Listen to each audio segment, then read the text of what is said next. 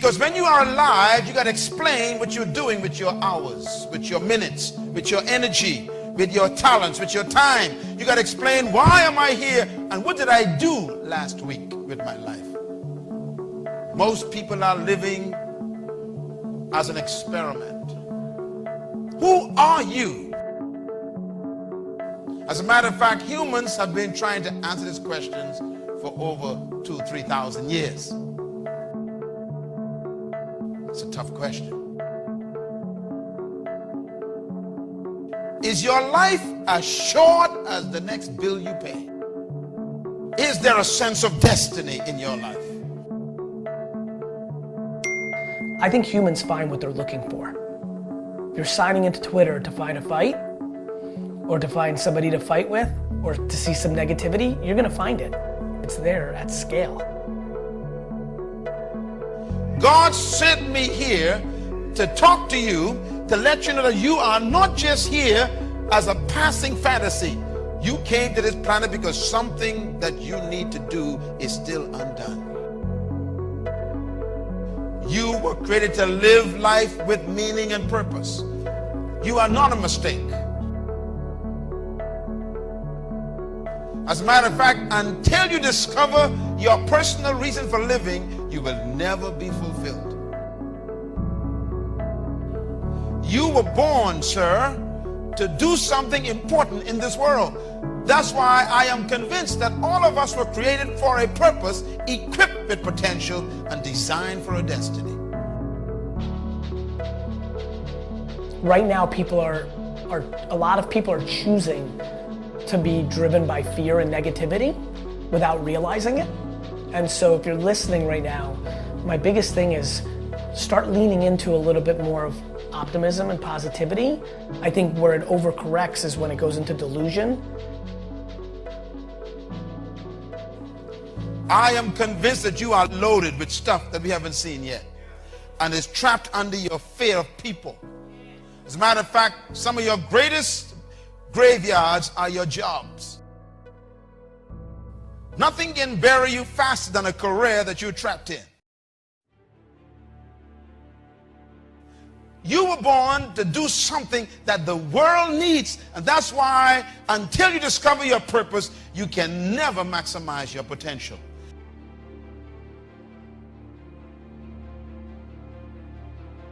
But your perspective about your possessions, your stuff and my stuff, our perspective is going to determine how we respond.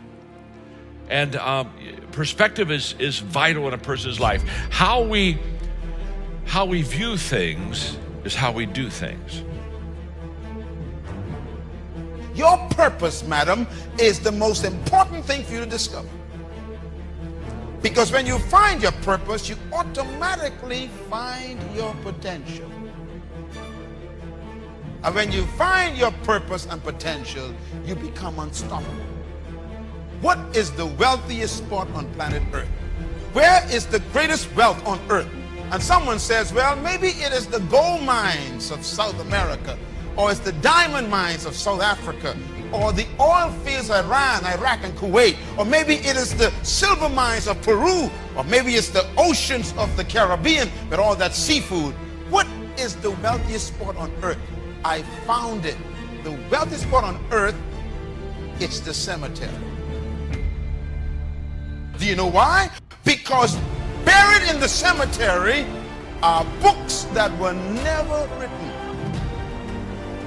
In the graveyard, we've got paintings that were never painted. Buried in the cemetery right here in Marion is music that no one has ever heard. Because people died with music in their minds. What a tragedy. The graveyard is filled with businesses that never opened. Some of you had a business idea for the last 20 years and you are still employed.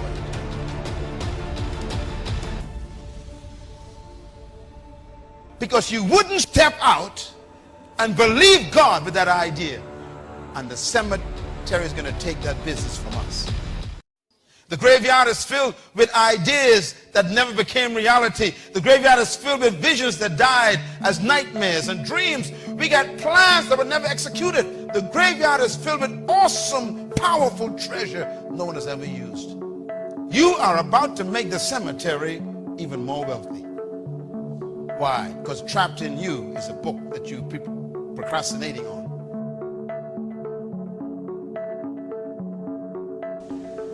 Ralph Waldo Emerson, the great essayist, said in a lecture back in 1871 that if a man can write a better book or preach a better sermon or make a better mousetrap than his neighbor, even if he builds his house in the woods, the world will make a beaten path to his door.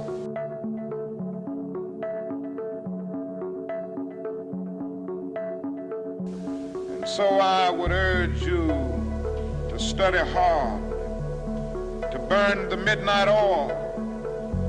I would say to you, don't drop out of school, and I understand all of the sociological reasons why we often drop out of school.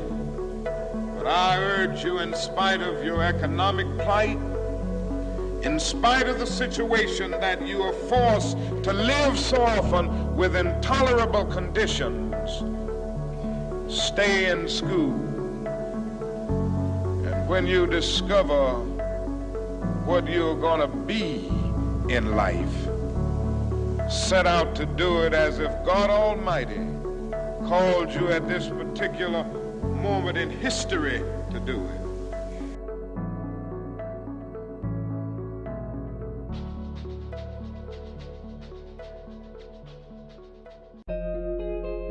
Set out to do a good job and do that job so well that the living, the dead, or the unborn couldn't do it any better.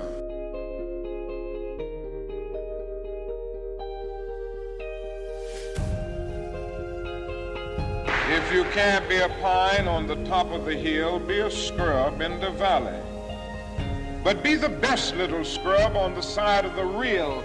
Be a bush if you can't be a tree. If you can't be a highway, just be a trail. If you can't be the sun, be a star. For it isn't by size that you win or you fail. Be the best of whatever you are.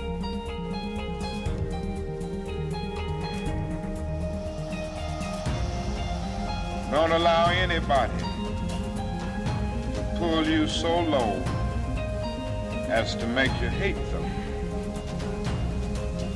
Don't allow anybody to cause you to lose your self-respect to the point that you do not struggle for justice. However young you are, you have a responsibility to seek to make your nation a better nation in which to live. You have a responsibility to seek to make life better for everybody. And so you must be involved in the struggle for freedom and justice.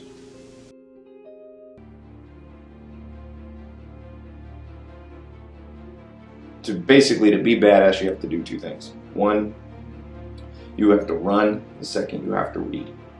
You run because when you run long enough, your lungs feel like they're going to explode. And if you can push through that and keep running, you'll be able to push through any obstacle.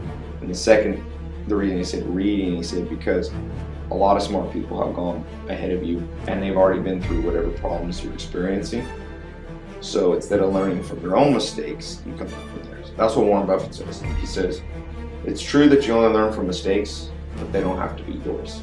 That's the biggest flaw that I see people, or biggest mistake I see people make. Whether they're entrepreneurs or just, employees or single mom or whatever you might be, if you try to do the learning curve all with your own experience, you will run out of life.